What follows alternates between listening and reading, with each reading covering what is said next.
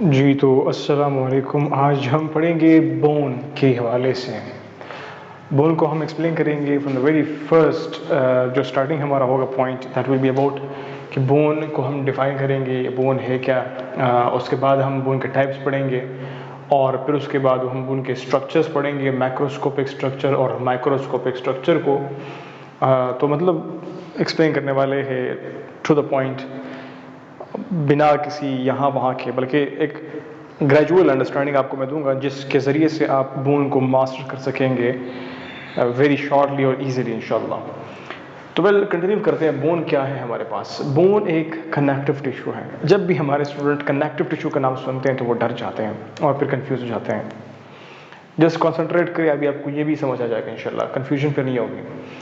Bone ایک connective tissue ہے. First of all آپ نے یہ فوکس کرنا ہے, اور پھر آپ نے یہ کرنا ہے کہ بھائی یہ کنیکٹو ٹیشو ہے جو مشتمل ہے کچھ آرگینک اور ان آرگینک مٹیریلز پر.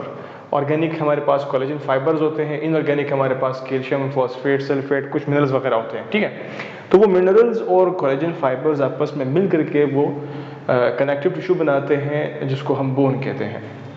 ابھی یہ جو کنفیوژن ہے کنیکٹو ٹیشو کے حوالے سے, اس کو بھی تھوڑا سا کلیریفائی کرتے ہیں ٹیشوز کو بتاتے ہوئے. مطلب ٹیشو کیا ہے اس کو جب میں بتاؤں گا تو آپ کو کنیکٹو ٹیشو خود بخود یاد ہو جائے گا, اور آپ لوگ سمجھ جاؤ گے کہ بون کو کنیکٹو ٹیشو کیوں کہتے ہیں, اور بون کو آرگن بھی کہتے ہیں. اگر میں ایکسپلین کر لوں ڈیورنگ دا لیکچر تو ٹھیک ہے, نہیں تو مجھے کمنٹ باکس میں مجھ سے پوچھیں کہ Y bone is also called organ. Well, tissue ہمارے پاس کیا ہوتے ہیں؟ ہم جانتے ہیں کہ ہمارے پاس نروس, مسکولر, کنیکٹو اور ایپیتھیلیل ٹائپ کے ٹیشوز ہوتے ہیں. مطلب 4 میجر ٹیشوز جو بکس میں ڈسکس ہوتے ہیں, تو ہمارے پاس کون سے ہوتے ہیں؟ نروس ٹیشوز ہوتے ہیں, مسکولر ہوتے ہیں, ایپیتھیلیل ہوتے ہیں, اور کنیکٹو ہوتے ہیں. تو جو ہمارا بون ہے وہ ان کنیکٹو ٹیشوز میں سے ایک ہے. مطلب ہمارے پاس ٹیشوز ہے 4, ان میں سے ایک جو ہے وہ کنیکٹو ہے, اور کنیکٹو بہت سارے, ان میں سے ایک بون ہے, ان میں سے ایک بون ہے. اور یہ بون جو ہے وہ اصل میں وہ سیل سے مل کر بنا ہے. گراؤنڈ سبسٹانسز ہوتے ہیں اور فائبرز ہوتے ہیں. بون کے اپنے سیلز ہوتے ہیں, کچھ اور گراؤنڈ سبسٹانسز اور فائبرز ہوتے ہیں. ہم ان آرگینک اور ان آرگینک مٹیریل کی بات کر رہے ہیں. تو سیل اور میٹرکس آپس میں مل کر کے وہ ایک کنیکٹو ٹیشو بناتے ہیں جس کا نام ہم بون رکھتے ہیں. تو وہ خاص قسم کے سیلز ملیں گے. ہر کوئی سیل جب ملے گا تو وہ بون ہی بنائے گا. خاص قسم کے سیلز کون سے ہیں ہمارے پاس؟ اوسٹیوبلاسٹ, اوسٹیوکلاسٹ, اوسٹیوسائٹ اور اوسٹوجینک سیلز. یہ سارے مل کر کے گروپ آؤٹ کرتے ہیں, تو پھر وہ کیا کرتے ہیں؟ وہ ٹیشو بناتے ہیں. ہم کہتے ہیں نا کہ سیل جب گروپ کرتے ہیں تو وہ ٹیشو بناتے ہیں. ہمارے پاس ایک سیل ہوتا ہے تو وہ ایک سیل ہے. اگر وہ سیل کے ساتھ ایک اور سیل, ایک اور, ہم کہتے ہیں نا large number of sales group together, وہ کیا بناتے ہیں؟ وہ ٹیشو بناتے ہیں. تو یہاں پر یہ والے سیلز اوسٹیوبلاسٹ, اوسٹیوکلاسٹ, اوسٹیوسائٹس, یہ سارے گروپ کرتے ہیں تو وہ کیا بناتے ہیں؟ وہ بون کے ٹیشو بناتے ہیں. لیکن یہ کمپلیٹ ابھی نہیں ہوتے ہیں جب تک ایک ساتھ کوئی میٹرکس نہ ہو, لائک فائبرز اور گراؤنڈ سبسٹانسز اگر نہ ہو تو.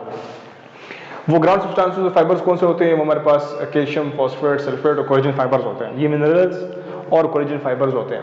تو یہ سارے مل کر کے ان سیلز کے ساتھ مل کر کے پھر وہ ٹیشو بناتے ہیں. اصل میں جب یہ ملتے ہیں اور بناتے ہیں ٹیشو کو, تو وہ ٹیشو جو بن جاتا ہے اس کو ہم لوگ کنیکٹو ٹیشو کہتے ہیں.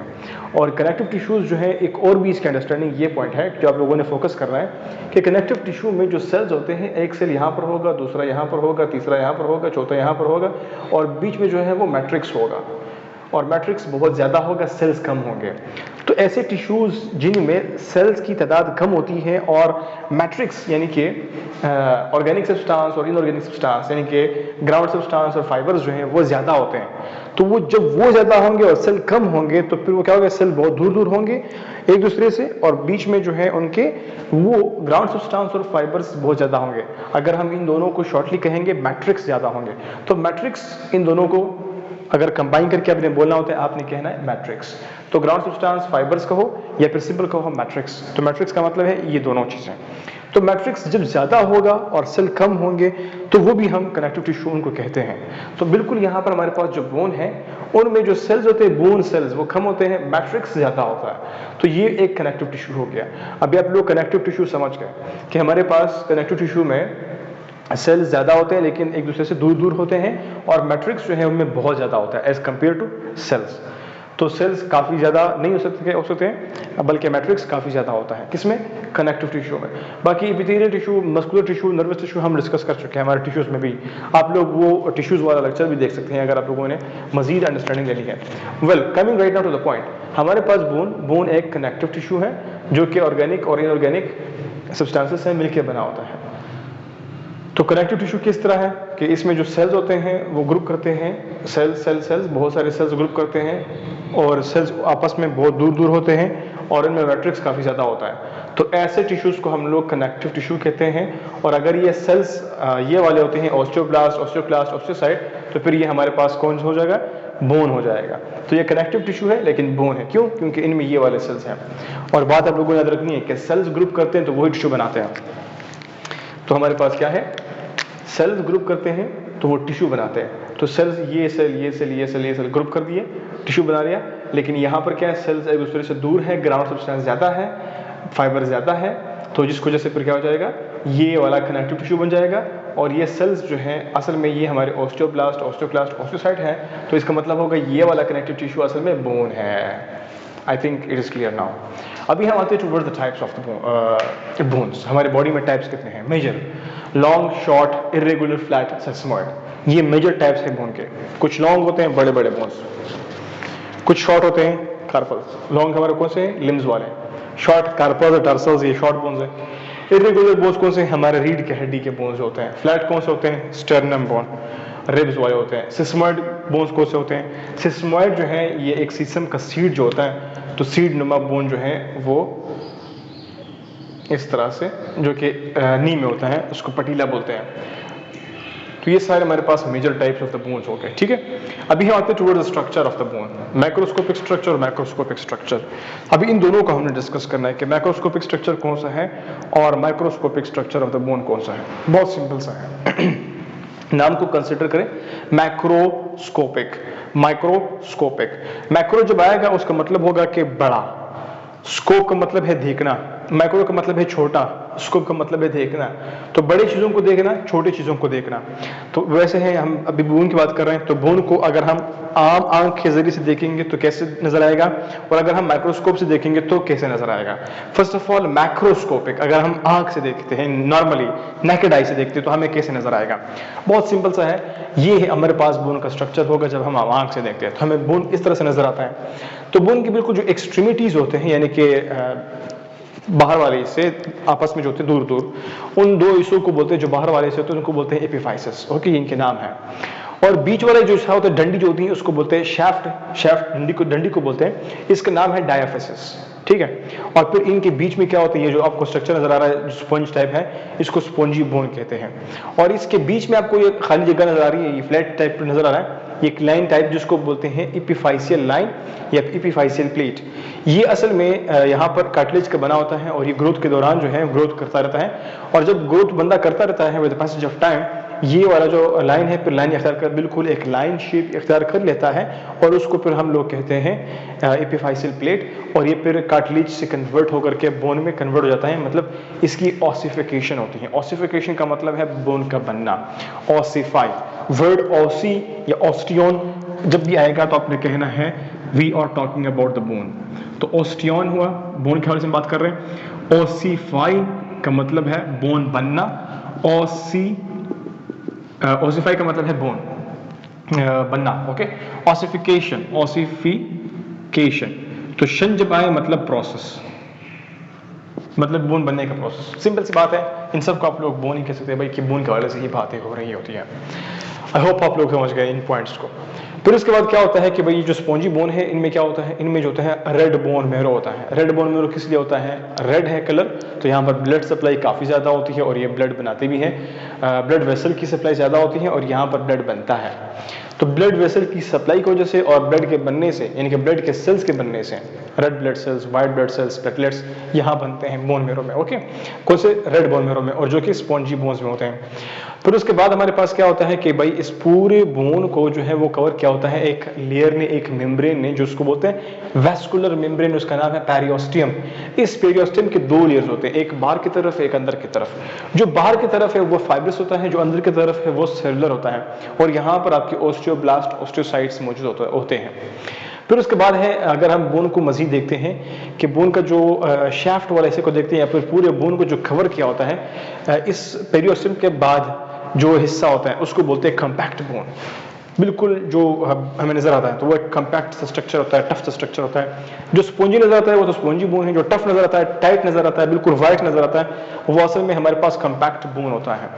تو یہ کمپیکٹ بون کے بعد جو ہے پھر اس میں بیچ کے اگر ہم اندر جاتے ہیں مزید تو ہمارے پاس ایک کھوکھلا سا پورشن ہوتا ہے, اس کے اندر کیا ہوتے ہیں, اس کے اندر ہمارے پاس یلو بون میرو ہوتا ہے, یلو بون میرو.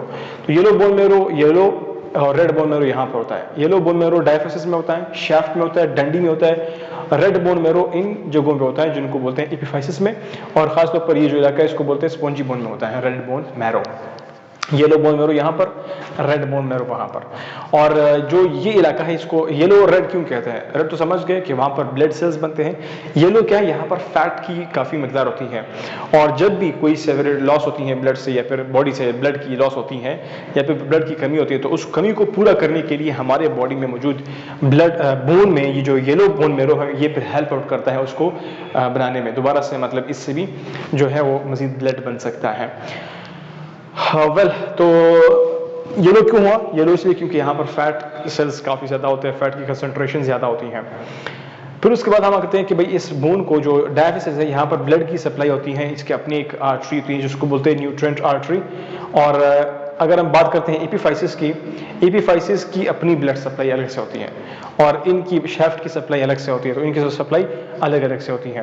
تو یہ ڈسکشن ہوا ریگارڈنگ دی لانگ بون یا اور اس کا microscopic structure, microscopic okay, macro مطلب عام آنکھ سے اگر ہم دیکھتے ہیں تو ہمیں ایسا نظر آئے گا بون, اور اگر ہم مائکروسکوپیکلی آبزرو کرتے ہیں, مائکروسکوپ کے ذریعے سے دیکھتے ہیں بون کو, تو ہمیں لانگ بون کیسے نظر آئیں گے اور شارٹ بون, دونوں ایسی ہوتی ہیں.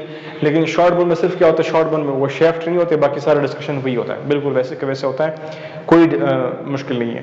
لیکن یہاں پر اگر ہم مائکروسکوپی کے لیے بات کریں, مزید ہم اگر جائیں گے کہ ایک بون کو, جو پورا بون ہے اس کو اگر ہم مائکروسکوپ میں دیکھتے تو ہمیں کیسے نظر آئے گا. مائکروسکوپک ویو ہمیں ایسے نظر آئے گی.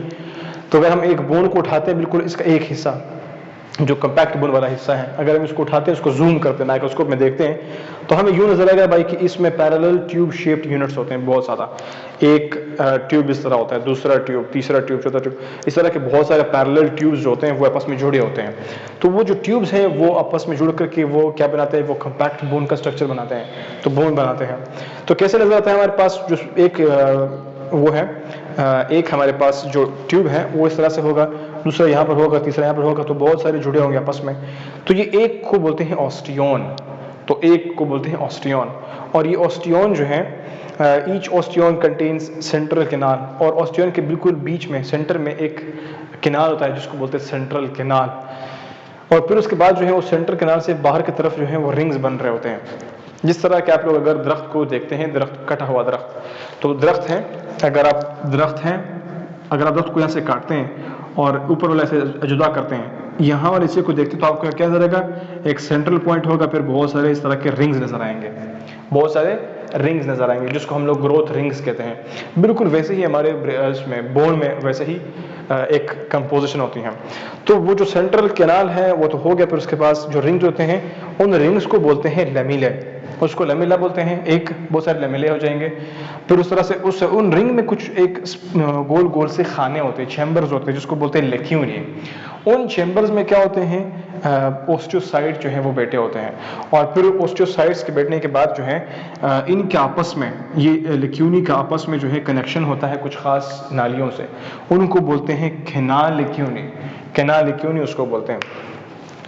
اور جو بالکل قریب ہوتے ہیں وہ تو لیمیلا ہو جائیں گے, جو بالکل دور ہوتے ہیں اور نظر آتے ہیں ہمیں, مطلب جو ایکسپینڈڈ ہوتے ہیں رنگز جب دور جاتے ہیں, تو جب دور جاتے ہیں اس کو ہم لوگ پھر کہیں گے سرکمفریشن لیمبلی, تو پھر مطلب وہ بڑے بڑے والے میں جڑ جائیں گے. اور پھر اس کے بعد اگر ہم بات کرتے ہیں ہمارے بون کی ہی کچھ الگ سے, مطلب ان کی کمپوزیشن کی بات کرتے ہیں, کہ ان کو ایک تو بالکل لیکیونی کے آپس میں کنیکشن ہوتی ہیں ویسلز کے, جن کو بولتے ہیں کینال لیکیونی. تو پھر اس کے بعد وہ ہو گیا کینال لیکیونی کے فوراً بعد جو ہے ایک سینٹرل کینال جو ہے, جس میں ہم نے بات کی کہ بھائی سینٹرل کینال بیچ میں ہوتا ہے, پھر اس کے بعد جو ہے لیمیلی ہوتی ہیں, اور ہر لیمیلی میں لیکیونی ہوتی ہیں. سینٹرل کینال ہوتا ہے, پھر اس کے بعد کیا ہوتے ہیں, اس کے بعد لیمیلے ہوتے ہیں بہت سارے, اس ہر لیمیلے میں لیکیونی ہوتے ہیں, خانے ہوتے ہیں, اور ہر خانے میں اوسٹیوسائٹس ہوتے ہیں. بون کے جو سیلز ہوتے ہیں وہ ہوتے ہیں میچور بون سیلز کو اوسٹیوسائٹس بولتے ہیں, وہ وہاں پر اسٹے کر رہے ہوتے ہیں, اور ان کا آپس میں جو کنیکشن ہے نیوٹرینٹس کی سپلائی, بلڈ کی سپلائی, اور وہ کس سے ہوتی ہیں, وہ ان نالیوں سے ہوتی ہے جن کو بولتے ہیں کینال لیکیونیم. تو وہ اس کے بعد ہو گئی. پھر اس کے بعد جو بالکل سینٹرل کینال ہے ان کو تو ہم نے یہاں پر پڑھا تھا کہ بھائی ان کی اپنی ایک نیوٹرینٹ آرٹری ہوتی ہیں, تو وہ سینٹرل کینال کو اپنی سپلائی ہوتی ہیں آرٹریز اور وینز کی, اور ساتھ ساتھ میں بون کو صرف آرٹریز وینز سپلائی نہیں ہوتی بلکہ آرٹریز وینز کے ساتھ ساتھ کچھ اور ہمارے پاس یہاں پر جو نیورونز ہوتے ہیں, نروز بھی سپلائی ہوتے ہیں, تو اور لمفیٹک ویسلز بھی سپلائی ہوتے ہیں. تو یہاں پر 1 2 3 4 مطلب کیا ہوگا, سسٹم مرج کرتے ہیں. تو جب یہ سارے سسٹم مرج کرتے ہیں ہم کہتے ہیں کہ بھائی یہاں پر ابھی صرف بون کی بات نہیں ہو رہی, بون کی بات بھی ہو رہی ہے اور کچھ اور بھی ٹیشوز یہاں پر بائنڈ کر رہے ہیں, کمبائن کر رہے ہیں. تو ہم نے کہا ہے کہ جب سیلز آپس میں کمبائن کرتے ہیں وہ ٹیشو بناتے ہیں, اور tissue plus tissue plus tissue combine کریں گے تو وہ مل کر کے کیا بنائیں گے, وہ ایک آرگن بنائیں گے.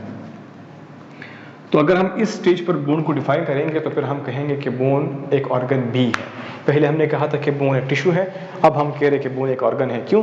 کیونکہ بھی ہم نے ڈسکس کیا کس کے حوالے سے, نیوٹرینٹ آرٹری کے حوالے سے, نرو سپلائی کے حوالے سے, لمفیٹک ویسل کی سپلائی کے حوالے سے. تو پھر اس کے بعد کیا ہو جائے گا, اگر ہم وہ بھی ڈسکس کرتے ہیں تو یہ پھر ایک آرگن بن جائے گا. تب یہ ایک آرگن بھی ہے. اور یہاں پر ایک ٹرم میں نے سمجھانی ہے جس کو بولتے ہیں پرفوریٹنگ کینال. پرفوریٹنگ کینال کیا ہوتا ہے, جو کہ ان سب کو آپس میں سینٹرل کینالز کو لنک کر رہا ہوتا ہے. ایک سینٹرل کینال یہاں پر ہے, دوسرا سینٹرل کینال یہاں پر ہے, تیسرا یہاں پر ہے.